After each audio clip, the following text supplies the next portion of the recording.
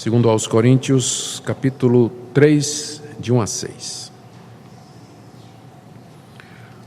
Ouçamos a leitura. Começamos, porventura, outra vez a recomendar-nos a nós mesmos? Ou temos necessidade, como alguns, de cartas de recomendação para vós outros ou de vós? Vós sois a nossa carta, escrita em nosso coração, conhecida e lida por todos os homens, estando já manifestos como carta de Cristo, produzida pelo nosso ministério, escrita não com tinta, mas pelo Espírito do Deus vivente, não em tábuas de pedra, mas em tábuas de carne, isto é, nos corações. E é por intermédio de Cristo que temos tal confiança em Deus. Não que por nós mesmos sejamos capazes de pensar alguma coisa como se partisse de nós. Pelo contrário, a nossa suficiência vem de Deus, o qual nos habilitou para sermos ministros de uma nova aliança, não da letra, mas do Espírito, porque a letra mata, mas o Espírito vivifica. Até aqui, queridos, a leitura da Palavra de Deus para essa noite. Por amor daqueles irmãos que estão pela primeira vez acompanhando a série de mensagens, eu creio também que por amor a todos nós, né, porque depois de 2, 3 meses a gente mais ou menos esquece a quantas ia. Vou fazer uma pequena revisão daquilo que nós já vimos para que essa passagem ela seja vista no seu contexto maior. Tem 3 regras para você interpretar a Bíblia quando você vai ler uma passagem. São 3 regras muito importantes. Primeira, contexto. Segunda, contexto. Terceira, contexto. Se você conseguir colocar a passagem dentro do seu quadro maior, dificilmente você vai interpretá-la de maneira errada. Por isso é sempre bom lembrar o que é que vem antes, o que é que vem depois, o que é que aquela passagem está ali no meio. Muita gente lê a Bíblia de uma forma que não lê, por exemplo, um livro de matemática, né? Ninguém pega um livro de matemática e abre lá, tem uma fórmula lá no meio, né? Essa fórmula é de quê? É para quê? Né? O que é que veio antes? O que é que ela procura explicar? Qual o resultado dela? Quais são os princípios por detrás dela? Tem gente que abre a Bíblia assim, né? E simplesmente pega uma passagem lá no meio, constrói toda uma ideia, uma teologia, mas a regra número 1, a regra de ouro para a interpretação bíblica é sempre a ideia do contexto, ambientar a passagem, não é? Saber por que é que ela está aqui na Bíblia e qual o propósito dela. Muito bem, como nós já vimos, essa segunda carta de Paulo aos Coríntios faz parte dos esforços que o apóstolo Paulo fez para resolver os problemas dessa igreja que ele tinha fundado na sua segunda viagem missionária. Você encontra o relato da fundação em Atos capítulo 18, do verso 1 até o verso 18. A essa altura, Paulo já tinha mandado algumas cartas e já tinha feito visitas à igreja de Corinto para tentar resolver alguns problemas do tipo assim, formação de grupos na igreja, eu sou de Paulo, eu sou de Apolo, eu sou de Pedro, eu sou de Cristo, problemas de imoralidade que havia na igreja e a falta da disciplina necessária por parte da liderança, briga entre os crentes a respeito de temas como casamento ou comida sacrificada aos ídolos, o mau uso de dons espirituais, especialmente durante o culto, particularmente línguas e profecia, o papel das mulheres no culto, tudo isso estava em efervescência na igreja de Corinto, havia disputas, havia questionamentos, e Paulo então, como pai espiritual da comunidade, ele se sentia na obrigação de dizer alguma coisa ou de tentar ajudar aquela igreja nascente, nova, a se firmar na verdade de Deus. Ele já, como eu disse, já tinha mandado algumas outras cartas. Essa é provavelmente a 4ª carta que ele manda para a igreja de Corinto, embora aqui na Bíblia ele apareça como sendo o 2 aos Coríntios. E a coisa aparentemente tinha chegado num ponto em que tinha produzido algum resultado, mas ainda tinha muita coisa para fazer. O assunto não estava fechado, daí essa carta. Aqui, Paulo explica a razão dos seus sofrimentos. Por quê? Porque havia falsos, para piorar tudo isso, né, havia falsos mestres na igreja de Corinto atacando a autoridade de Paulo. E apontando para os sofrimentos que Paulo passava como uma evidência de que ele não era de Deus. Porque se era de Deus, por que é que sofria tanto? Por que é que sofria tanto? Então Paulo gasta um bom tempo, bom espaço aqui nessa carta, explicando o porquê do sofrimento dele, e explicando o seu ministério, defendendo a sua autoridade apostólica, E ele também quer expressar a sua alegria pelo bom efeito das tentativas anteriores, das cartas que ele mandou e da visita que ele fez.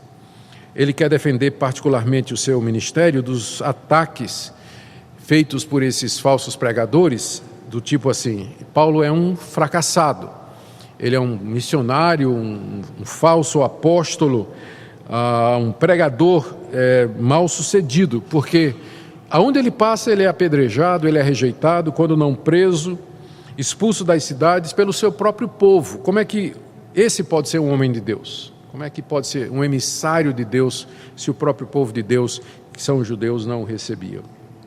E além disso, Paulo estava passando por um momento difícil no seu ministério. Nós vimos isso no capítulo 2, de 12 a 13, porque ele tinha chegado na cidade de Troade e havia uma oportunidade de pregação, mas ele estava não se sentia seguro e tranquilo, né? Ele fala que estava aflito por dentro e por fora, porque estava esperando notícias lá de Corinto que Tito haveria de trazer. Tito demora, aí ele vai para Macedônia. Era uma fase turbulenta na vida do apóstolo Paulo, parecia que nada estava dando certo, né? E quando ele escreve então essa carta, tudo isso poderia derrubar o apóstolo Paulo, deixá-lo aflito, angustiado e se sentir um fracasso como ministro de Jesus Cristo. Eu estava lendo uma estatística que saiu de uma pesquisa feita nos Estados Unidos, da grande quantidade, aumentou da última vez que foi feita essa pesquisa, aumentou em mais de 20% o número de pastores que se suicidam lá nos Estados Unidos. O número já era grande, fala-se pouco sobre isso. E agora a última pesquisa revelou que esse número, a proporção aumentou em 20%. E parece que alguma coisa está acontecendo, não só nos Estados Unidos, mas acho que no mundo todo, né? Profissionais da saúde, gente que cuida de saúde mental, você procura e não encontra. Nós tentamos marcar, lá quando estava nos Estados Unidos recentemente, conversar com uma pessoa dessa área, um profissional, tanto na rede particular quanto privada, um mês. E mesmo pagando, né? Tinha um mês. Aí, por quê? Ele disse, porque está tendo uma epidemia de doenças mentais nos Estados Unidos, pelo menos no estado que a gente estava, que era o Texas, né? Aí alguns vão dizer, é porque é o Texas, né? Mas era generalizado.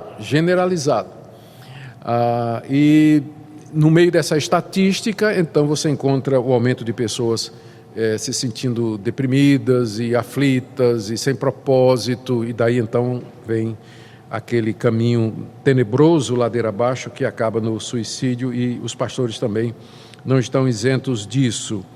Então, quem pensa, né, olha para os pastores, né, como pessoas que não estão acima desse tipo de coisa, realmente não conhecem a realidade. Paulo, como nós vimos aqui no capítulo 2, ele abre o coração e fala da aflição dele, das dificuldades que ele estava sentindo, como ele não se sentiu bem em poder pregar a palavra de Deus lá em Troas.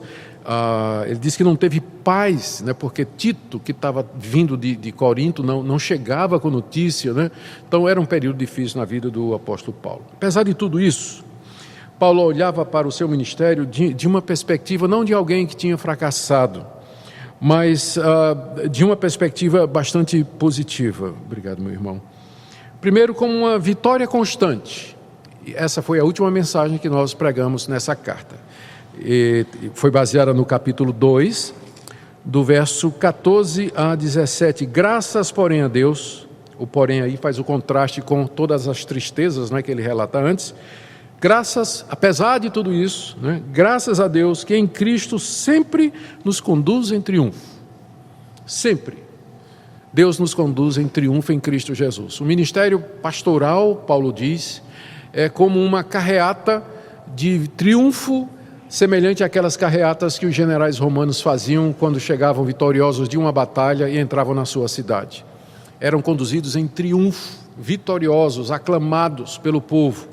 E Paulo compara isso ao ministério. Ele diz, graças a Deus, porque em Cristo Ele sempre nos conduz em triunfo, mesmo quando tudo parece estar dando errado, como parecia estar dando na situação de Paulo. A igreja que ele fundou estava em pedaços, a reputação dele estava sendo atacada, sua autoridade estava sendo questionada, ele estava passando um momento de aflição pessoal, que eu já mencionei, Mas ainda assim ele diz, no meio de tudo isso eu posso discernir a mão de Deus me levando em triunfo, porque até mesmo quando a minha pregação é rejeitada, ainda assim é triunfo de Deus, porque nós somos o bom perfume de Cristo, nos que se perdem e nos que se salvam. Nos que se perdem, cheiro de morte para a morte, nos que se salvam, cheiro de vida para a vida. Ou seja, de uma maneira ou de outra, eu sendo bem sucedido, com muita gente se convertendo, ou sendo expulso das cidades e apedrejado, ainda assim o meu ministério é conduzido em triunfo. Por quê? Porque Deus quer de nós que nós sejamos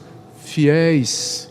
Sucesso pertence a Deus, Ele dá a uns e não dá a outros, mas no dia do juízo, nós não vamos ser julgados do tipo assim, quantas pessoas você levou para Jesus Cristo?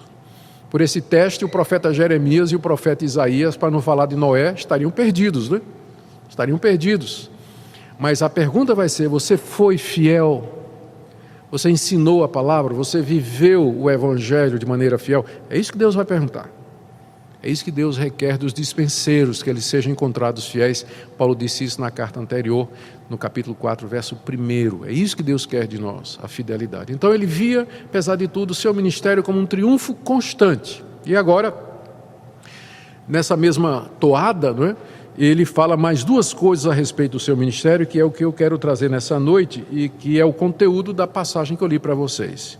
Ele fala da realidade inegável do seu ministério, é um ministério que é realmente abençoado por Deus apesar de tudo, e ele apresenta evidências disso, isso aí nós vamos ver do verso 1 até o verso 3, e ele fala também da sua confiança inabalável em Deus, apesar de todos os abalos externos, ele continuava confiante em Deus, e era somente em Deus de Deus que ele dependia para continuar o seu ministério.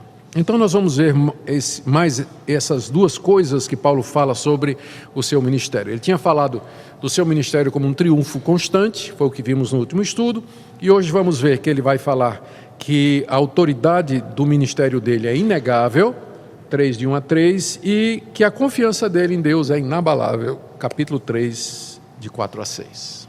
Tá bom? Então vamos começar aqui com a inegável autoridade de Paulo.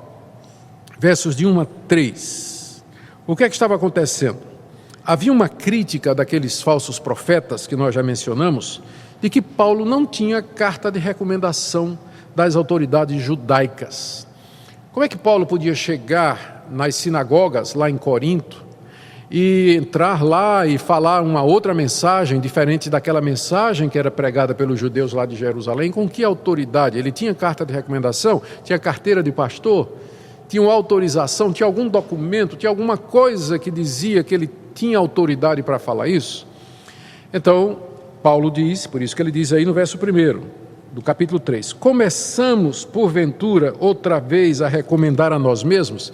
Ele está se referindo ao fato de que nos versos anteriores ele tinha dito que ele não era um mercenário, não é? Do verso 7, não estamos como tantos outros mercadejando a palavra de Deus. Antes, em Cristo é que falamos na presença de Deus como sinceridade da parte do próprio Deus. Aí, na hora, alguém dizia, você está fazendo um autoelogio, você está se autodefendendo. Aí, é isso que ele diz aqui, será que eu estou, porventura, começando a me recomendar? Aí ele continua, será que eu tenho necessidade, como alguns, de cartas de recomendação para vocês ou de vocês? Ao que é que Paulo se refere? Exatamente a essa crítica. Os falsos apóstolos diziam, cadê as cartas de recomendação de Paulo? Cadê a autorização dele para pregar? Nós temos, está aqui, autorizado pelo Sinédrio de Jerusalém, carimbado. Está aqui, mas e Paulo? Qual é a autoridade de Paulo para fazer isso? Aí Paulo pergunta, será que eu preciso de carta de recomendação? Esse pessoal precisa da autorização humana de uma instituição. Mas será que eu preciso disso? Eu tenho uma credencial maior, diz o apóstolo Paulo, a partir do verso 2. Ele diz que a recomendação que ele apresenta, verso 2, é autoexplicável. Vós sois a nossa carta. Está falando com os coríntios. Vocês querem uma carta de recomendação? Vocês. Quem eram vocês quando eu cheguei aqui? Imorais, idólatras, adúlteros, ladrões, maldizentes, em trevas, sem conhecimento nenhum de Deus. E agora vocês estão constituídos em igreja, são irmãos em Cristo, conhecem a verdade, seus pecados foram perdoados, a vida de vocês mudou. Vocês são a minha carta de recomendação. Vocês são a prova de que eu sou enviado por Deus para fazer o trabalho que eu estou fazendo, diz aqui o apóstolo Paulo. Ele continua no verso 2: vós sois a nossa carta, escrita em nosso coração. Aquele como que faz um jogo de palavras, não é? Porque ele diz assim, e vocês estão gravados no meu coração. Eu tenho esse amor por vocês que essas pessoas que estão aparecendo aí não têm. Vocês são uma carta conhecida e lida por todos os homens. Já é notório em toda a região da Acaia e da Macedônia o que houve com vocês, a transformação que aconteceu com vocês, ou seja, já é público a transformação que o Evangelho produziu em vocês. Então, se eu tenho que dar uma carta de recomendação, eu apresento o fruto do meu ministério entre vocês. Essa é a prova, essa é a recomendação maior que eu posso dar para vocês. Em que sentido, então, essa conversão dos coríntios, a vida mudada deles era superior? E a comparação está aí no verso 3. Estando já manifestos como carta de Cristo, produzida pelo nosso ministério, escrita não com tinta, mas pelo Espírito de Deus vivente, não em tábuas de pedra, mas em tábuas de carne, isto é, nos corações. Para a gente entender essa comparação que Paulo está fazendo aqui, entre a credencial que ele está apresentando, que é a vida transformada dos coríntios, e as cartas de recomendação que eram apresentadas pelos falsos profetas, a gente tem que entender que esses falsos profetas, eles eram judaizantes, eles pregavam o judaísmo e eles eram enviados do Sinédrio de Jerusalém com o objetivo de perverter o trabalho do apóstolo Paulo, ou seja, a missão deles era judaizar esses gentios que haviam se convertido ao Messias, que era o Messias judaico. Então eles se apresentavam, falavam do tipo assim: vocês são crentes, não é? Aí eles disseram, somos crentes de Jesus Cristo. Que coisa boa, de fato. Mas vocês sabem que Jesus era judeu, não é? Sim, Jesus era judeu, isso, muito bem. E quem foi que pregou para vocês? Foi Paulo. Paulo não era um rabino que abandonou o judaísmo e foi excomungado lá da sinagoga? Ele esteve por aqui falando sobre Jesus? Foi, a gente se converteu com ele. Mas o que é que ele ensinou?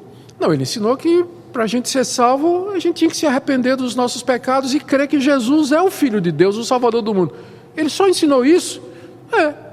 Não, mas é o que dá vocês receberem qualquer pessoa na igreja, porque ele não deu a mensagem completa, porque vocês precisam se circuncidar, vocês precisam guardar toda a lei de Moisés, vocês precisam guardar todas as cerimônias, vocês precisam 3 vezes por ano ir no templo, vocês precisam pagar votos, vocês precisam seguir não comer determinado tipo de comida, comer outro tipo de comida e tal, e tal, e tal. Vocês têm que guardar também a lei de Moisés para que vocês possam ser salvos. Era isso que esses falsos profetas estavam dizendo, eles queriam judaizar a igreja de Corinto.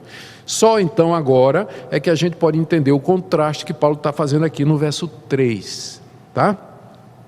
Então o contraste vai da seguinte maneira: em que sentido a recomendação de Paulo, ou a carta de recomendação, que é a vida transformada dos coríntios, é superior às credenciais daqueles falsos apóstolos judaizantes? Primeiro, Paulo diz: porque essa minha recomendação, ela foi escrita no coração em tábuas de carne, e não em tábuas de pedra, como foram os 10 mandamentos lá do alto do Monte Sinai. Essa é a primeira comparação. Enquanto que eles vão pregar uma lei que foi escrita em tábuas, lá no alto do Monte Sinai, o meu evangelho que eu prego foi escrito pelo Espírito Santo em tábuas de carne no coração de vocês. Eles pregam uma obediência externa, mas o que eu prego é uma transformação interna feita pelo Espírito Santo no coração. Por isso que o meu evangelho é superior e a minha recomendação é maior. Segundo, a minha carta de recomendação, diz o apóstolo Paulo, ela foi escrita pelo Espírito Santo nos corações. Significa a conversão, a regeneração, a iluminação, a santificação, a mudança de vida. E não foi escrita com tinta, como esses escribas fazem lá em Jerusalém, fazendo cópias e cópias e cópias da lei em pergaminho.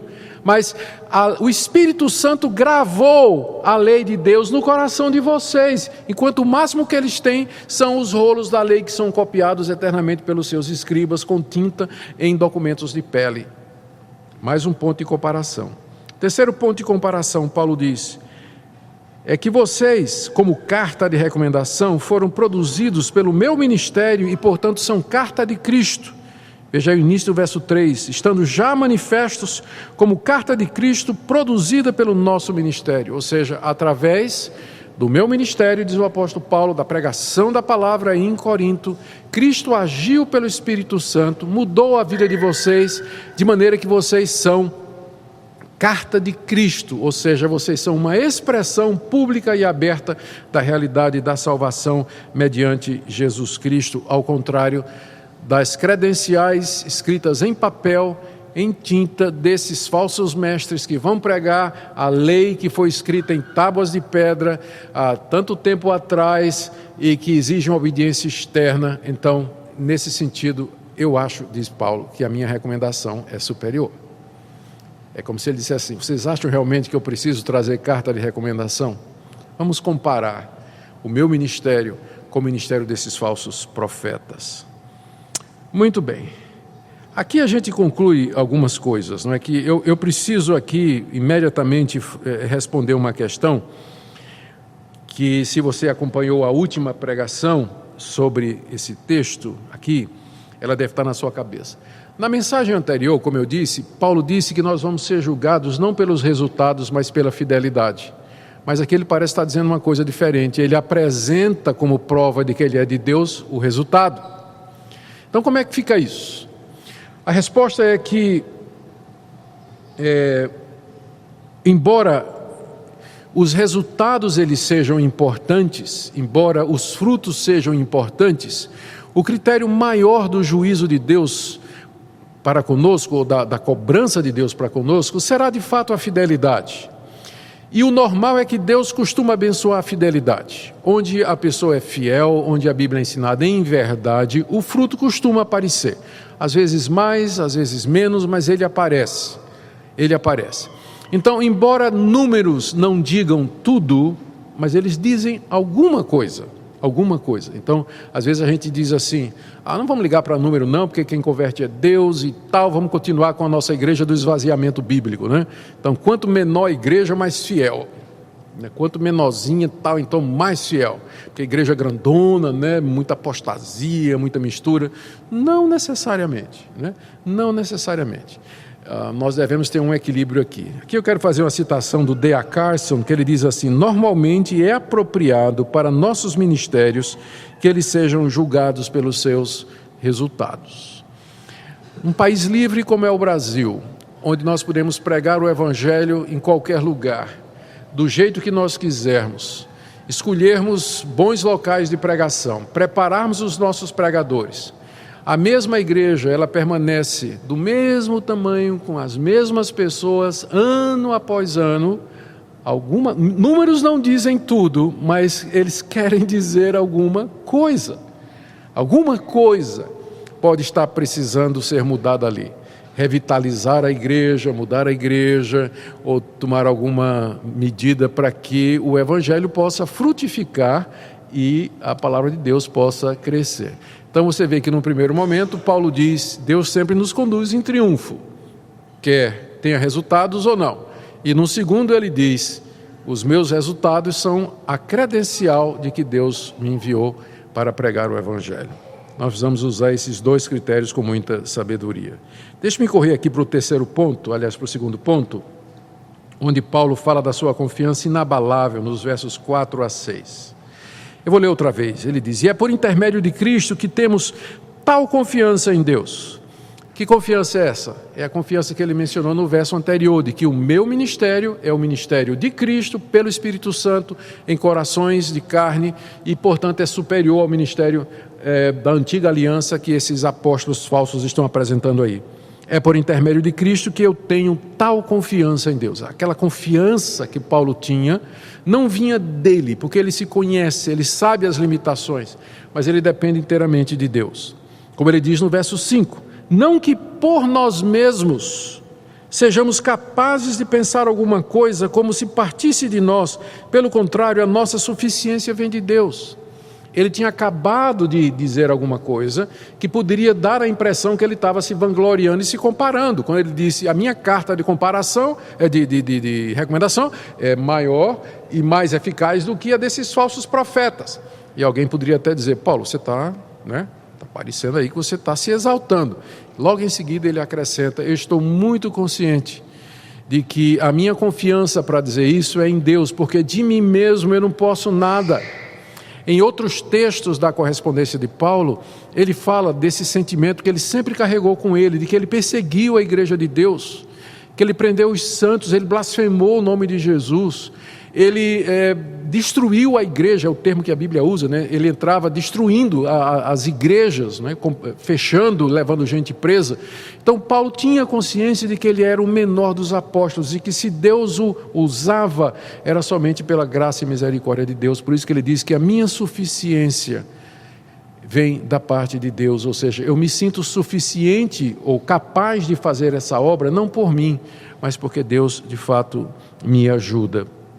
E aí ele continua no verso 6 dizendo, o qual, Deus, né? O qual nos habilitou para sermos ministro de uma nova aliança. E aqui ele faz de novo aquela comparação que ele tinha feito entre a nova aliança, do Espírito Santo, do Evangelho, gravado no coração, em contraste com o Evangelho dos judaizantes, baseado na guarda externa da lei de Moisés, escrita em tábua, em pergaminhos. Ele diz no verso 6, esse Deus nos habilitou para sermos ministros de uma nova aliança. Muito bem, só essa frase aqui já dava para a gente fazer uma semana teológica aqui, né? O que é que Paulo quer dizer com isso? Deus nos habilitou para sermos ministros de uma nova aliança. Essa é uma das questões mais complicadas dentro da teologia bíblica, é a questão da aliança, ou a questão do pacto de Deus com o seu povo. Qual é exatamente a relação entre a antiga aliança e a nova? O que é que continua? O que é que passou? O que é que permanece em vigor? O que é que não permanece? Quando Paulo diz assim, Deus me habilitou para ser ministro de uma nova aliança, ele está dizendo que todo o Antigo Testamento, tudo aquilo foi encerrado, não vale mais nada, não tem nenhum valor, nada mais presta, tudo, as promessas de Deus, em que sentido é nova essa aliança? A resposta que nós damos dentro da Igreja Reformada, particularmente dentro do sistema presbiteriano, que é aliancista, é que Deus sempre teve uma única aliança com o seu povo. Só que essa aliança ela foi ministrada em duas etapas. A antiga aliança, que foi antes da vinda de Cristo, quando essa única aliança foi administrada através de símbolos, de tipos, como por exemplo o sacrifício de animais, o ministério levítico, a instituição do tabernáculo e do templo, e uma série de outras regulamentações. Sempre foi a mesma coisa, a salvação sempre foi do mesmo jeito, pela fé, mediante a graça, a fé no Messias que haveria de vir, não por obras, sempre foi assim. Só que antes de Cristo, tudo era simbólico, típico, eram sombras que apontavam para a chegada dele. Então, nesse sentido, quando Cristo veio, essa aliança, o que aconteceu antes dele é chamado de antiga aliança, e depois dele é chamada de a nova aliança. Não há mudança de conteúdo, mas de administração. Agora, nós não precisamos mais, como na antiga aliança, apresentar animais como pagamento pelos nossos pecados. Agora nós olhamos para o sacrifício completo do Cordeiro de Deus na cruz, feita de uma vez por todas, como sendo o pagamento pelos nossos pecados. Então, em essência, é a mesma coisa, mas a administração da aliança, ela muda, a maneira como ela muda. Algumas coisas foram mudadas, circuncisão virou batismo, sábado virou domingo, eu sei que aqui vai dar uma briga, não é? a Páscoa vira ceia do Senhor, mas é essencialmente a mesma coisa. A administração, contudo, ela é diferente. Então, quando Paulo diz que Deus nos fez ministros de uma nova aliança, ele está dizendo que Deus o capacitou para trazer esse desenvolvimento, essa completude, esse cumprimento de tudo aquilo que o Antigo Testamento falava para os tempos dele. Paulo viveu nesses tempos e ele era um ministro da nova aliança, a aliança que chegou à sua conclusão, que se completou. O Antigo Testamento era tipo, o Novo Testamento é cumprimento. O Antigo Testamento era promessa, o Novo Testamento é realização. Paulo então é ministro da nova aliança. Aqueles falsos mestres, eles eram ministros da antiga aliança. Eles queriam que os gentios guardassem os costumes judaicos que, segundo Paulo, já cessaram como tipo, como figura, porque Cristo chegou. Então, nesse sentido, Paulo diz: Deus me capacitou para ser ministro da nova aliança, para anunciar o cumprimento das promessas, anunciar a chegada do Messias, anunciar a transição da antiga aliança para a nova, falar da chegada ou do cumprimento das promessas que Deus havia anunciado através dos antigos profetas de Israel. É isso tudo que está aí nessa frase do início do verso 6. Ele nos habilitou para sermos ministros de uma nova aliança. E aí ele faz um contraste. Não da letra. Quando ele fala não da letra, ele está se referindo à legislação mosaica, que era a maneira pela qual a antiga aliança era administrada. Essa nova aliança, ele diz, não é da letra, mas do Espírito. Aqui eu gostaria de sugerir que a gente lembrasse que a palavra Espírito, ela no grego, a língua grega, ela não tem maiúsculo. Os manuscritos mais antigos são chamados de minúsculos porque o grego, o alfabeto, é sempre minúsculo, tudo coladinho, sem vírgula, nada. Quem já deu uma olhada no pergaminho de um fragmento ou um pergaminho grego do Novo Testamento, né, vê que é tudo emendado, não tem vírgula, não tem ponto de vírgula, não tem maiúsculo, não tem versículo, não tem capítulo. Isso tudo fomos nós que fizemos para poder entender, traduzir, e você hoje pode ter sua biblinha aí e ler com muita alegria, né, ficar feliz com tudo isso.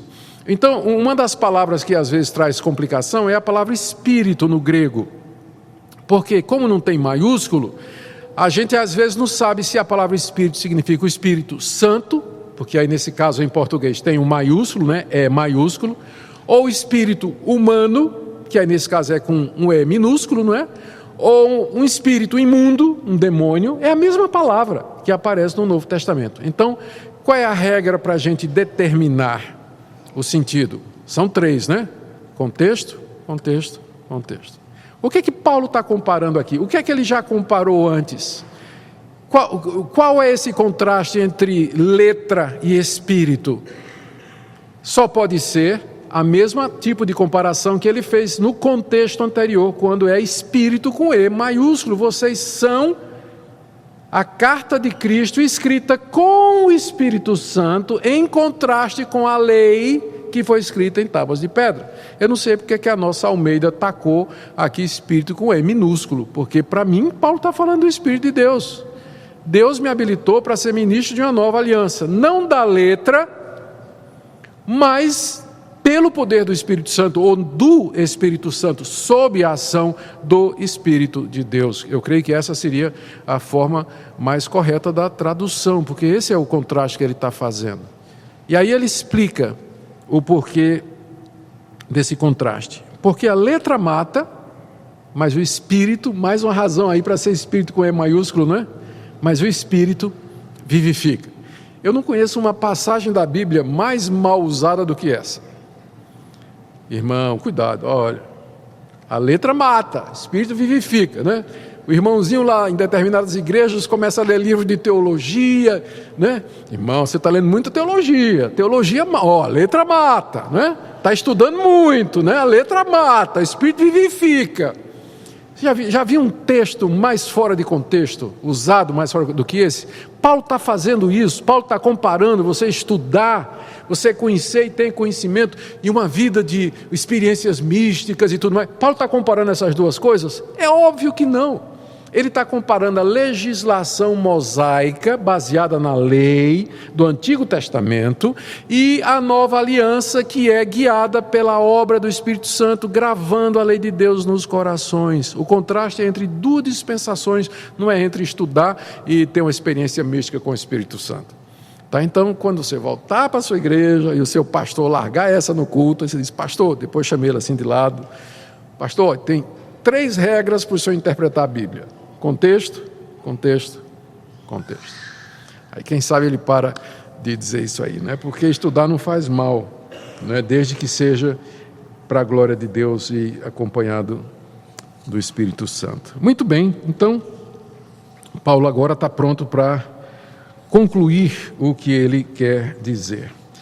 E eu queria então fazer algumas aplicações para nós aqui. A primeira delas é: nós precisamos ter cuidado, pelo que nós aprendemos aqui, para não construir o nosso ministério em cima de credenciais humanas ou de títulos. Isso parece muito importante para alguns pastores, né? Para muita gente, desenvolver um ministério que é baseado no reconhecimento e nas credenciais das instituições e tudo mais.